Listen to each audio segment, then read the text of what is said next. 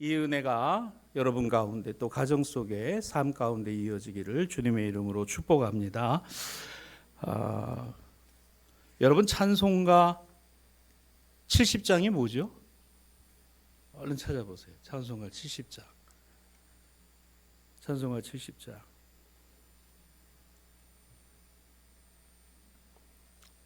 찾으셨죠? 피난처에 있으니 환난을 당한 자 이리 오라. 예, 70장이 피난처에 있으니 환난을 당한 자 이리 오라. 여러분 이 곡조는 다 아시죠? 그다음에 찬송가 210장 한번 찾아보십시다. 찬송가 210장. 우리 자주 부르는 찬송인데요. 뭐죠? 시온성과 같은 교회 그의 영광 한없다. 자, 첫 번째 찬송가 70장은 영국 국가입니다. 지금 영국의 국가가 이 곡조에 맞춰서 불려지고 있어요. 두 번째로 찬송가 210장은 어느 나라 국가일까요? 독일 국가입니다. 시온성과 같은 교회, 프란츠 조셉 하이든의 곡입니다. 자, 1700년대 이 곡이 만들어지고요. 현재도 독일의 국가, 영국의 국가로 쓰여졌어요. 1930년대 2차 세계대전이 독일의 주도로 일어났습니다. 독일이 유럽에서 1차 세계대전에 전후배상금을 엄청나게 맞고 나라 경제가 완전히 쑥대밭이 된 상황에서 더 이상 그 배상금을 갚을 능력이 없으니까 독일 국민들이 정말 굶어 죽는 사람들이 비일비재했습니다. 교회도 마찬가지고 완전히 나라가 초토화가 되었죠. 그때 이 독일 국민들을 하나로 뭉친 사람이 있어요. 아돌프 히틀러입니다. 근데 잘못된 방향으로 나라를 이끌었어요. 백성들을 잘못된 방향으로 이끌었습니다. 그래서 우리 빚 안 갚아도 된다. 그리고 우리를 괴롭히는 나라는 저 영국을 위시한 유럽의 여러 국가들이 우리 독일이 잘 되는 거를 시기해서 우리를 아예 이렇게 고사시키려고 하기 때문에 우리는 여기에 단호히 싸워야 된다. 이런 연설을 하고 또 여기에 교회가 강력하게 호응을 했습니다. 그래서 그 독일 국민들을 하나로 뭉치고 그 하나로 뭉쳐서 우리가 이 빚을 안 갚아도 우리가 저 나라들을 무찌르면 그러면 우리가 이 공경과 환난에서 벗어날 수 있다라는 메시지를 던졌어요. 급기야 이제 2차 세계대전이 일어났습니다. 그래서 독일과 오스트리아 또 이탈리아가 하나의 주축국을 이루고 그다음에 영국이나 프랑스나 이 유럽의 국가들이 대항을 하게 됐죠. 독일은 가장 먼저 프랑스 연패에 있는 프랑스를 침공을 하고 또 북쪽으로 폴란드나 또 남쪽으로 이탈리아와 협공을 해서 아프리카 북지역 그리고 러시아까지 진격해 들어갔습니다. 그리고 도보 해협을 건너서 영국에 폭격을 가했죠. 자, 여러분에게 물어보겠습니다. 여러분 한번 생각해 보십시오. 하나님은 누구의 편이셨을까요? 영국의 편이다. 그럼 독일에 있는 교회들과 목사님들과 성도들이 이 찬송가를 이 국가를 부르면서 어떤 기도를 했을까요? 하나님, 우리가 이기게 해달라. 영국도 마찬가지입니다. 영국도 피난처에 있으니 환난을 당한 자 이리 오라. 자신들의 국가와 찬송가를 부르면서 하나님 우리를 지켜주시고 우리를 보호해달라고. 그러니까 주일에 똑같은 날에 예배를 드리고 똑같이 찬송을 하고 똑같이 하나님의 말씀을 듣는데 하나님도 물론 제가 하나님의 마음을 다 알 수 없습니다만 하나님도 이 독일 국민들을 보면 제가 이거는 이제 생각을 하는 거예요. 여러분도 한번 생각을 해보세요. 저렇게 가난한데 1차 세계대전으로 저렇게 힘들고 나라가 빚이 많아서 저렇게 저걸 벗어나기 위해서 저 방법을 쓰는데 저렇게 기도하고 눈물로 기도하는 독일 국민들을 봐도 너무 안 됐고 영국을 봐도 또 영국도 참 신실하게 하나님께 예배드리고 기도하는 그 사람들이 있고 그 찬송이 있는데 그것도 안 되고, 그러면 하나님은 독일의 전투기들을 보호하실까요? 영국의 대공포를 보호하셨을까요? 하나님은 누구의 편이셨을까?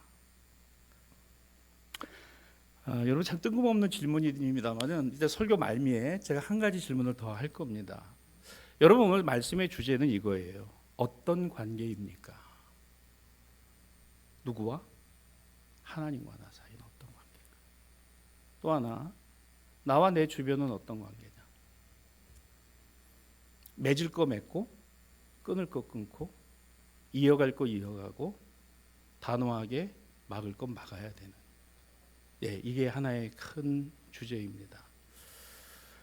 자, 오늘 시편 29편의 말씀을 여러분과 함께 다 읽지를 않고 마지막 11절만 읽었습니다. 그런데 11절을 중심으로 제가 말씀을 전하겠습니다마는 우리 그 앞에 29장 2절 말씀을, 우리 성경을 보시고요, 우리 다 함께 읽겠습니다. 시작. 여호와께서 그의 이름에 합당한 영광을 돌리며 거룩한 옷을 입고 여호와께 예배할지어다. 아멘. 여호와께 그의 이름에 합당한 영광을 돌리며, 나를 위한 예배가 아니라 하나님의 영광을 보는 예배자. 자, 나의 영광을 위한 게 아니라, 나의 승리를 위한 게 아니라, 나의 안위를 위한 것이 아니라 하나님의 영광과 그 영광에 뭐한 합당한 예배자, 예배, 찬송. 자, 그러면 여러분 한번 생각을 해보십시오. 오늘 이 시편 29편은 찬송시입니다. 찬양의 시예요. 무엇을 찬양합니까? 나를 나야 되게 하신 것을 찬송하는 것을 건너뛰고 나를 나 되게 하신 하나님을 찬송하는 것이다. 하나님을 찬송하는. 내가 하나님의 편에 서 있는가를 생각하지 않고 하나님이 내 편이시다라고 생각하는 순간 오늘 우리의 신앙과 믿음은 어긋나기 쉽다는 겁니다. 다시 설명을 해드릴게요. 내가 하나님의 편에 서 있지 않고, 누가? 하나님이 내 편이 되어 주셔야 된다라고 하는 순간 뭐하기 쉽다? 잘못되기 쉽다는 겁니다. 관계가 이런 거예요. 물론 하나님이 나의 편이 되어 주시고 하나님이 나를 붙들어 주시고 하나님이 나를 편들어 주시고 하나님이 나를 인정해 주시는 것 우리의 기도에 있어요. 동시에 우리의 신앙과 믿음은 동시에 또 뭐가 있어야 돼요? 내가 하나님의 편에 있어야 된다. 내가 하나님의 뜻에 있고 하나님이 원하시는 것에 있어질 때에 비로소 어떤 하나님과 나와 하나님 사이에 뭐가? 관계가 형성되고 만들어지는 것이라는 겁니다. 오늘 여기에 이 찬송시를 보면요, 내가 올려드리는 그 찬양과 영광은 오늘 나에게 무엇인가를 주고 계시기 때문에 하는 게 아닙니다. 오직 하나님을 바라보고 올려드리는 찬송이고요, 어떤 조건도 없어요. 그 하나님의 권능, 그 하나님의 역사, 그 하나님의 위엄, 그 하나님의 힘, 그걸 믿는 겁니다. 아는 겁니다. 그래서 그 하나님을 어떻게 하는 겁니까? 인정하는 것입니다. 찬송하는 것이고 찬양하는 것입니다. 여러분, 그래서 우리가 찬송 하나를 부를 때도요, 오늘 그 안에 무엇을 담아야 할까요? 나의 힘을 담는 것만이 아니라 나의 뜻을 담아야 된다는 거예요. 나의 뜻을 담아야 돼요. 하나님, 이렇습니다. 그럼에도 불구하고 하나님, 어쩌면 저에게는 하나님이 나에게 주셔야 되는 것이 더 있어야 하겠습니다마는 그리 아니하실지라도 제가 하나님의 뜻에서 뭐하지 않도록, 어긋나지 않도록 저를 붙들어 주시기를 원합니다.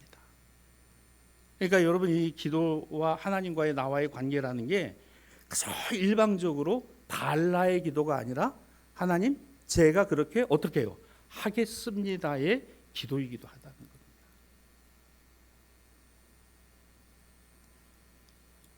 오늘 말씀의 제목을 어떤 관계이십니까? 이렇게 정했어요. 하나님과의 관계를 오늘 나의 신앙과 믿음이 하나님 앞에서 어떤 신앙과 믿음인가를 알지 못하면 그 하나님과의 관계라는 것 자체가 아예 무의미해져 버려요. 어떤 의미도 만들어낼 수 없다라는 겁니다. 이게 무슨 말입니까? 내가 하나님의 자녀로, 성도로, 교인으로, 직분자로 또는 나에게 주신 사명으로 그 모든 일을 감당하고 있다라고 이야기를 하지만 그러나 그것이 어떻게 될 수도 있습니까? 하나님의 뜻과는 어긋날 수도 있다는 거예요. 여러분 한 번도 안 생각해 보셨죠?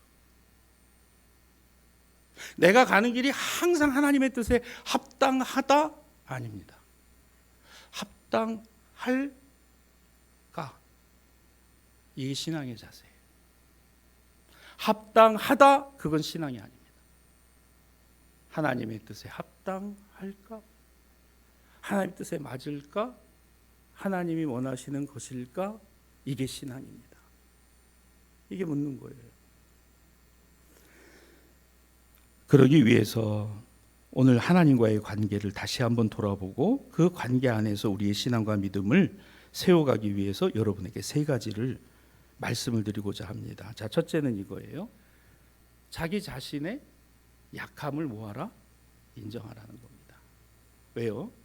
내가 하고 있는 모든 일들이, 내가 맡고 있는 모든 사역이나 내가 하고 있는 손으로 하는 모든 일들이 하나님의 뜻에 합당합니다. 그럼 더 이상 아무것도 필요한 것이 없죠. 그런데 오늘 내가 하고 있고 내가 생각하고 내가 판단하고 내가 결정하고 있는 그와 같은 모든 일들, 때로는 내가 고민하고 내가 걱정하고 염려하고 있는 그와 같은 모든 일들이 뭐예요? 내가 다 알아서 내가 다 맞기 때문에 내가 다 옳으니까 아닙니다. 나는 미련하고 때로는 실수하고 때로는 잘 모르고 때로는 성급하고 때로는 내 기분대로 내 생각대로 할 때가 주님 있습니다. 자신의 뭐를 인정하는 거예요? 약함을 인정하는 겁니다. 여러분 사람은요, 우리 삶은요, 자신의 약함을 드러내는 것에 두려움이 있어요. 야, 저 사람이 나를 어떻게 볼까? 그러기 위해서 자기 방어를 합니다. 논리적으로 무장도 합니다. 어떤 면에서는 정말 빈틈없이 그것을 방어해내는 일이 훨씬 더 중요하다고 생각합니다. 그런데 자신의 약함에 대해서 누가 더 잘 알아요? 자기 자신이 잘 알고 있습니다. 옛날에 어른들이 그런 얘기를 하셨어요. 골목을 가다가 이 개를 만나면 절대로 눈빛이 흔들리거나 뒷걸음질 치지 마라. 그리고 뭘 하라고 그럽니까? 딱 그 개를 노려보고 똑바로 노려보면 개가 막 짖다가 눈을 한 1분 정도만 똑바로 째려보면요, 개가 깨갱하고 갑니다. 왜? 두려운 거죠. 그런데 사람의 눈빛이 흔들리게 되면요, 개는요 더 으르렁거리고 더. 참 유튜브라는 게 참 신기해요. 이렇게 한 번씩 넘기다 보면 아니 웬 뜬금없이 여러분 개하고 고양이하고 싸우는 게 왜 나오는지 모르겠어요. 제 유튜브에 이렇게 나와요. 그리고 또 한두 번 보잖아요. 또 나와요.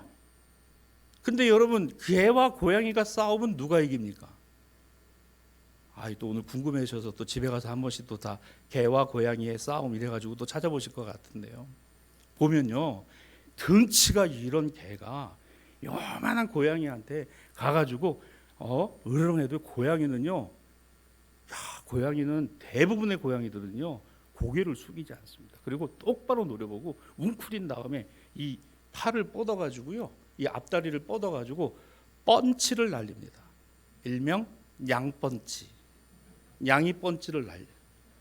이 개가요, 그 한두 방 맞으면 정신이 하나도 없고 얼마나 이게 맞아가지고 이 발톱을 세우고 때리면요, 이 살을 찍습니다. 그러니까 개가 그 장면을 보면요, 깨갱 하고 귀를 내리고 꼬리를 내리고 주랭랑을 치는 거예요. 이런 등치가 큰 개가요. 저는 또 그걸 보고 오호라 이런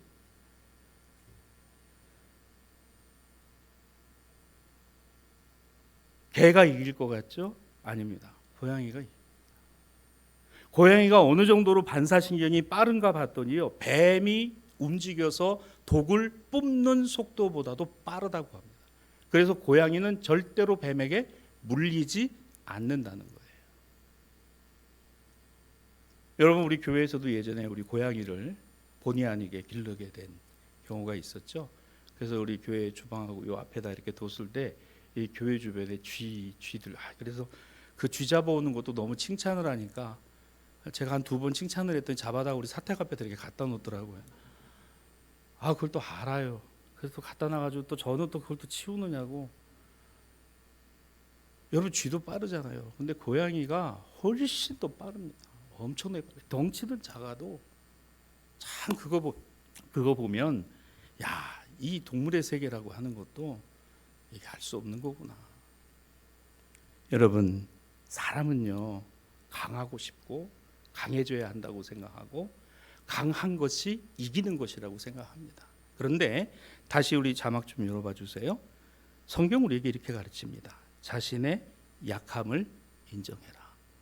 자, 그러면 그것으로 끝일까? 아니죠. 자, 오늘 시편 29편 읽지 않았습니다만 4절 말씀입니다. 우리 4절을 다 같이 우리 화면에 나올 텐데요, 읽어보겠습니다. 시작. 여호와의 소리가 힘 있음이요 여호와의 소리가 위엄차도다. 아멘. 나는 약하니. 그런데 누구는? 하나님은 강하십니다. 나는 힘이 없고 나는 강해지고자 하지만 하나님, 나는 약한 존재이니 의 힘이 아니라 하나님의 힘이 오늘 나를 어떻게 붙들어 주셔야 됩니다. 내가 뭐하니까? 약하니까. 내가 아프니까. 내가 부족하니까. 내가 모자르니까. 이런 사람들을, 이런 영혼을 하나님은 어떻게 하십니까? 긍휼히 여기신다. 긍휼히 여기신다. 나에게 힘이 있어, 나에게 능력이 있어, 내가 하면 되는 거야? 아니에요. 반대입니다. 하나님, 저는 힘이 있는 것 같지만 저는 사실 힘이 없습니다. 하나님, 저는 약합니다. 저는 연약합니다. 그러나 하나님은 힘이 있으십니다. 하나님에게는 위엄이 있습니다. 하나님에게는 권위가 있습니다. 하나님에게는 영광이 있습니다. 시편 29편 1절입니다. 영광과 능력이 하나님께 있으니 하나님께 이 영광과 능력을 올려드립니다. 올려드립니다. 날마다 여러분의 삶에 그 하나님의 영광과 능력이, 하나님이 나에게 베푸시는 붙들어 주심과 또한 그 힘의 능력을 힘입고 살아감을 경험한 저와 여러분이 되기를 주님의 이름으로 축원합니다. 그래서 말씀을 읽을 때도, 기도할 때도, 찬송을 부를 때도 여러분, 내가 약하다는 거, 사람 앞에 보이는 거 좋아할 사람이 없어요. 미련하고 부족해도.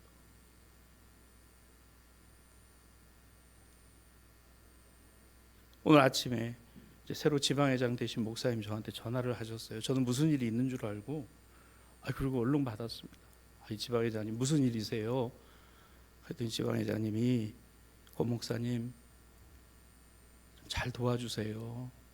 제가 잘 모르고 부족함이 많아요. 이 얘기를 하시는데 제가 마음이, 지방회장님 무슨 얘기를 그렇게 하세요?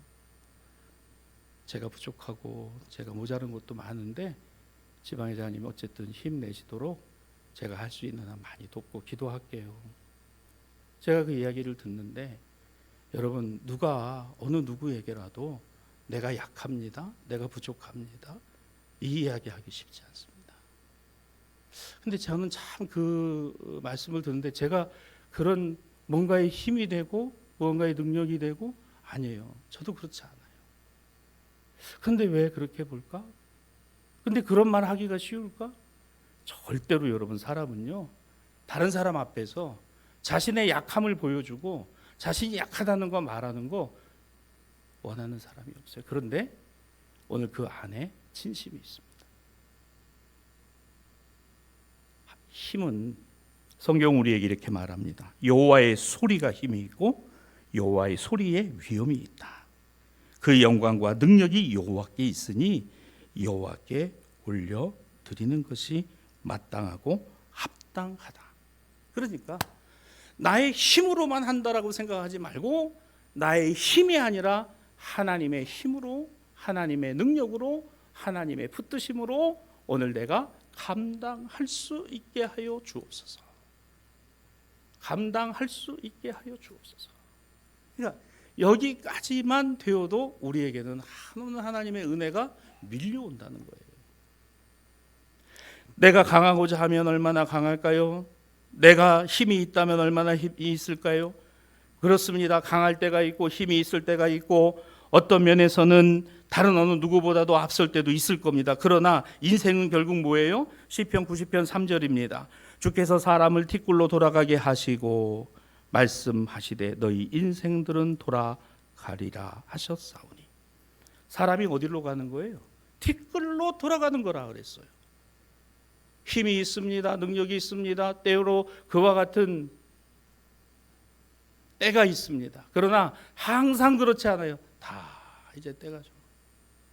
여러분, 한국 사회에 베이비붐 세대들이 계시죠?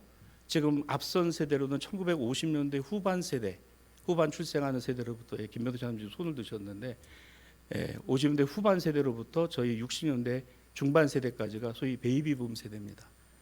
낳았다 하면은 넷이 7, 8이에요. 그래서 이 세대들께서 우리 한국 사회의 경제개발 시기를 거쳐오는 동안에 그 수혜를 받았을 뿐만 아니라 가장 많은 인구 분포를 갖고 있었는데 역설적이게도 지금 이 세대들께서 은퇴를 하고 물러나는 세대가 앞으로 향후 15년, 20년간 갈 때 우리나라는 현재 초고령 사회에서 초초고령 사회로 간다. 2043년이면 국민연금이 바닥난다. 군대 갈 사람이 없어서 지금도 각 사단들을 통폐합하고 지금 군인이 육군이 50만, 53만이 안 됩니다. 저희 때만 해도 65만이라고 그랬어요. 53만이 안 돼. 그러니까 이 세대들이 쫙 빠져나가게 되면 이제 한국 사회는 과연 이 사회를 지탱하고 갈 만한 그것이 있겠느냐? 교회 현장으로 들어와 봐도 교회도 똑같습니다. 교회도 똑같은 사람. 다음 세대들에 대한 것을 갖고 있지 않다면 교회는 더 이상 존재하지 못하게 된다는 거예요. 한국 사회도 마찬가지인 겁니다. 그런데 더 큰 문제가 있습니다. 지금 경제력을 갖고 계신 이 세대들이 은퇴를 하고 물러나는 순간 이분들에게 닥치는 삶의 현실이 있어요. 삶의 현실. 국민연금으로 때로는 내가 저축해 놓은 거 가지고 그렇게 먹고 살아가기도 쉽지 않아요. 왜? 경제적인 활동이 중단이 되기 때문에 이제는 그와 같은 삶을 살아가기가 쉽지 않은 때가 되었다. 여러분, 여기에서 우리의 인생, 다시 시편 90편 3절을 한번 봐주세요. 주님께서 사람을 티끌로 돌아가게 하시고. 아니, 그렇게 가는 인생이 과연 우리가 그와 같은 길에 있을진데 내 남은 인생이 얼마나 남아 있다라고 볼 거냐? 그러면 힘이 있고 능력이 있고 그와 같은 것을 가질 때 항상 그럴 거냐? 그렇지 않다는 거예요. 그렇지 않을 때가 온다는 겁니다. 그리고 우리는 어디로 간다? 티끌로 돌아가게 한다. 시편 103편 14절로 15절입니다. 이는 하나님께서 우리의 체질을 아시고 우리가 단지 먼지뿐임을 기억하심이니 인생은 그날이 뭐와 같고 풀과 같으며 그 영화가 들의 꽃과 같도다.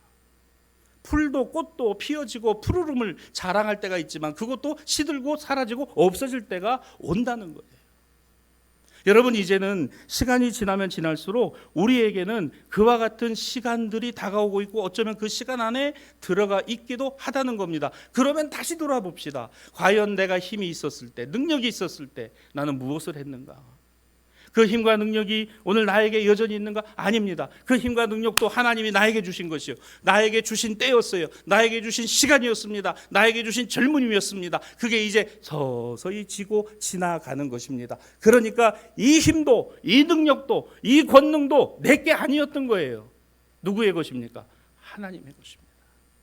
하나님 나에게 주신 거예요. 건강도 권능도 지혜도. 저도요, 휴대폰을 한참을 찾습니다. 그리고 전화를 해달라 그래요. 세상에. 그러면 목양실 제 의자 거기다 있고 그러고 나온 거예요. 저는 갖고 왔다고 생각을 하고. 원래 여러분 제가 그런 사람이 아니잖아요. 그런데 이게 자연스럽게 되고, 여러분 죄송합니다. 여러분들께서 더 많이 느끼시는 거를 저는 느끼면서 당혹스러워하고 있는데, 하나님이 이런 우리의 체질을 아시고 우리가 먼지뿐임을 기억하심이니 풀과 같고 들의 꽃과 같다. 그렇구나. 이렇게 가는 거구나. 인생이 이와 같은 것이구나. 나는 연약한. 여러분, 우리 자녀들에게 내가 세상에서 성공하고 힘을 기르고 무엇인가를 하는 거, 그것도 중요하지만 너의 인생이 주님의 것임을 기억하고, 너에게 주시는 힘도 건강도 능력도 시간도 재물도 하나님의 것임을 잊어버리지 마라. 이게 바른 관계입니다. 하나님과의 바른 관계. 두 번째로 하나님과의 바른 관계 이겁니다. 하나님은 세상에 관심이 많으시다라는 사실입니다. 바른 말로 하면 하나님은 내 인생과 우리의 가정과 우리의 자녀와 나의 생업과 그리고 우리가 살아가는 세상에 관심이 많으시다. 왜 관심이 많으실까? 딱 한 가지죠. 구원 얻기를 기뻐하시는 거예요. 그것 때문인 거예요. 하나님의 음성과 하나님의 능력과 하나님의 힘과 하나님의 위엄이, 그리고 하나님의 소리가 그렇습니다. 이 세상 안에서 충만하고 풍성하게 되기를. 오늘 시편 29편 8절입니다. 여호와의 소리가 광야를 진동하며 여호와께서 가데스 광야를 진동시키도다. 이 가데스 광야라는 곳은요, 참 슬픔이 있고 아픔이 있는 그와 같은 땅이었어요. 민수기 13장과 14장을 여러분 읽어보시면 하나님께서 출애굽한 이스라엘 백성들에게 여호수아와 갈렙 외에는 어느 누구도 가나안 땅에 들어갈 수 없다라는 말씀을 정확하게 주신 곳이 바로 이 가데스입니다. 가데스 광야예요. 희망? 아니에요. 인간의 한계, 그리고 인간의 욕심과 탐욕의 끝은 하나님을 떠나는 것입니다. 하나님이 나를 떠나시는 게 아니라 내가 하나님을 버리는 것이고 내가 하나님을 떠나는 거예요. 그런데 우리는 착각합니다. 내가 하나님을 멀리하고 내가 하나님을 하나님이 나를 멀리하시고 하나님이 나를 떠난다라고 생각을 해요. 아닙니다. 하나님이 나를 떠나시고 하나님이 나를 멀리하시는 게 아니고 내가 하나님을 떠나는 거고 내가 하나님을 멀리하는 거죠. 이 가데스 광야에서 여호수아와 갈렙 외에는 이스라엘 백성은 출애굽 1세대는 절대로 가나안 땅에 들어갈 수 없다. 그런데 이 가데스라고 하는 이 광야에 여호와의 음성이, 소리가, 진동이 울렸다 그랬어요. 시편 오늘 29편 8절에 있는 말씀입니다. 이게 뭡니까? 맞아요. 죽음과 절망, 우리는 우리의 삶의 세상 안에서 보는 모든 삶의 모습들이 어때요? 불완전하고 여전히 모순되고 여전히 힘들고 여전히 어렵습니다. 그와 같은 세상 안에서도 맞습니다. 죽음의 땅 안에서도 절망 안에서도 하나님의 영광과 하나님의 말씀과 하나님의 음성과 하나님의 은혜는 멈추지 않는다는 거죠. 그 말씀이 우리에게 살아있게 된다는 것입니다. 그래서 이게 진동이라는 표현으로 쓰고 있는데요. 여러분, 여기 진동이라는 말은 원문에 찾아보니까 잉태한 여인이 해산할 때 소리 지르는 음성, 이런 뜻이 있어요.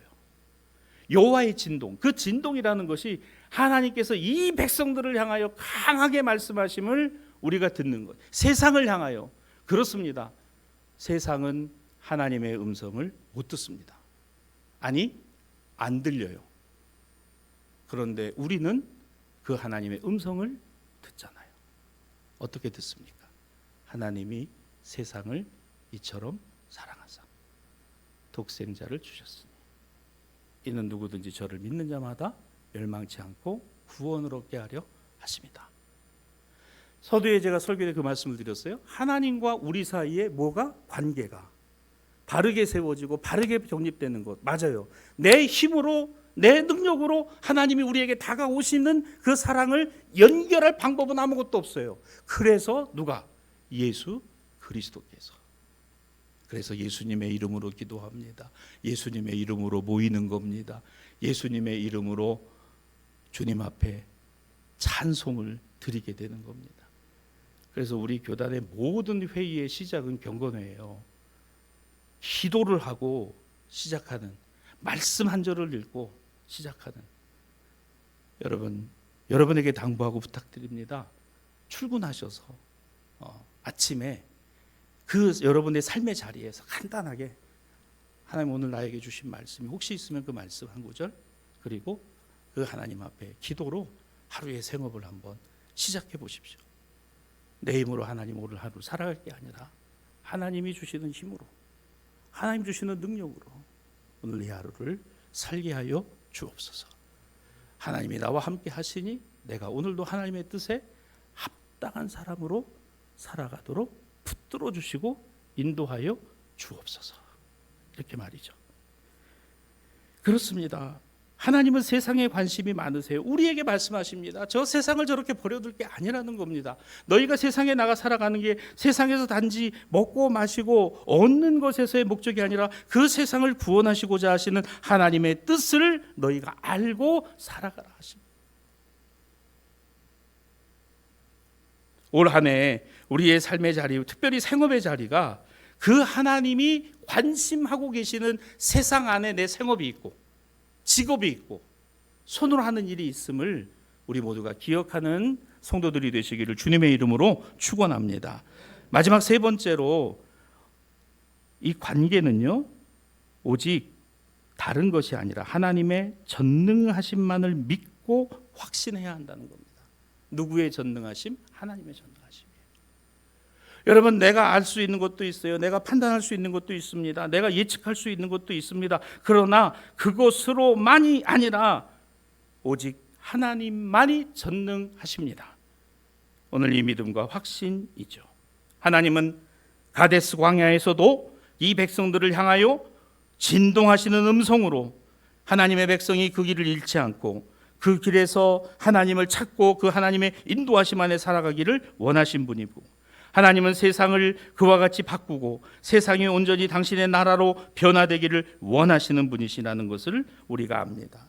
그러면 우리는 이와 같은 모든 일을 행하시는 하나님, 그 행하시는 하나님께 순종하여 그와 같은 일을 감당하고자 하는 하나님의 백성과 자녀들, 그와 같은 자녀들이 저와 여러분이 되고 우리 교회가 되어야 할 줄로 믿습니다. 그래서 말씀의 결론이에요.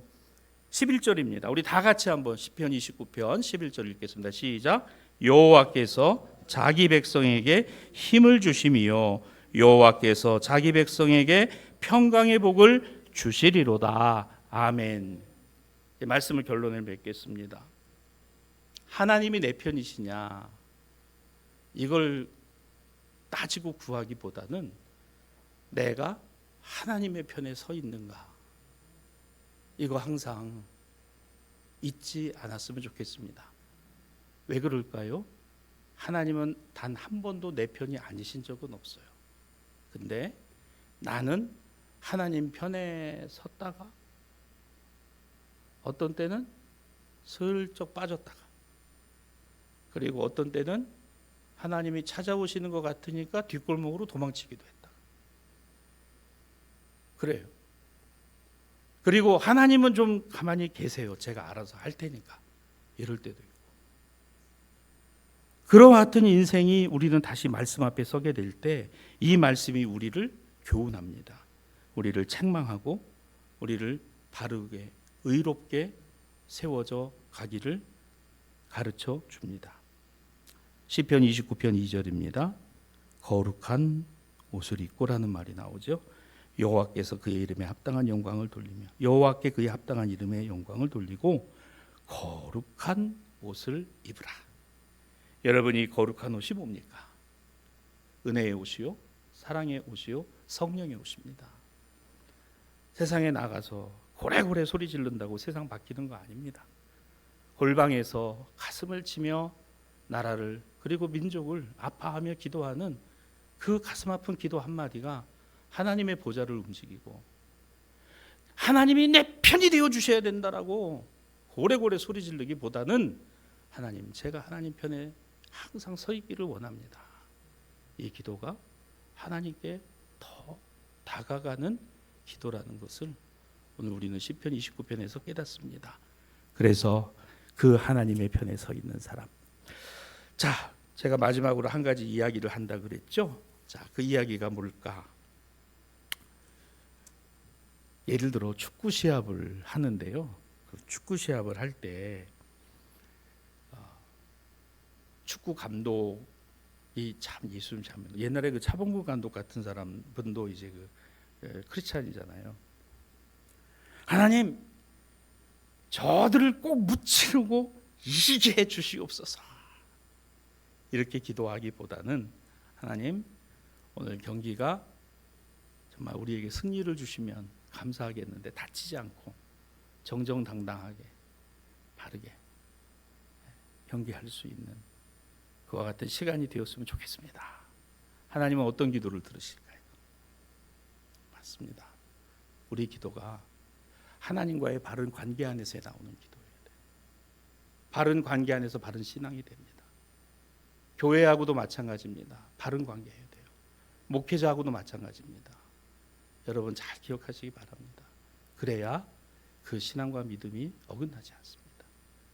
하나님이 기뻐하시는 신앙과 믿음으로 올 한 해 세워져가는 우리 대사 신앙가족들 또 여러분들이 되시기를 우리 주님의 이름으로 축원합니다. 우리 찬송